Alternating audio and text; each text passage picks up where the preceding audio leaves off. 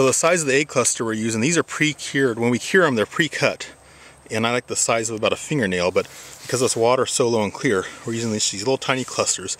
These are actually silver salmon eggs from Alaska.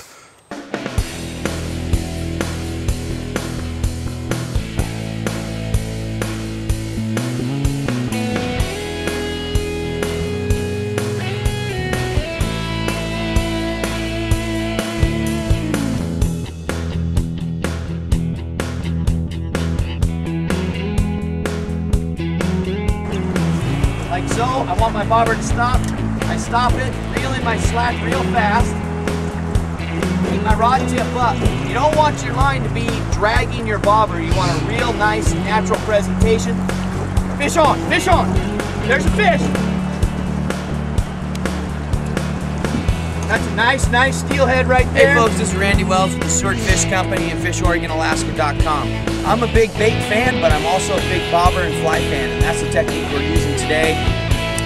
Inside is a tight rubber tube. Your bubble can adjust up and down anywhere you want it, and when you get your bubble where you want it, just pull this top out like so, spin it tight, and it holds it just in place. A P-Line just came out with a new line called the HydroFloat line. This is a high visibility line. You want your flies to drift at a perfectly natural state. Now on the upper road we can run 2 flies. I like to run a big bug like so. Okay, I call this an Agent Orange. I like to have the orange bead on there, and you're a fisherman, you understand why I'm doing that. And I'll run a 12 to 20 inch dropper. And my favorite dropper fly, you always want your bead, as you can see, smaller than your main bead.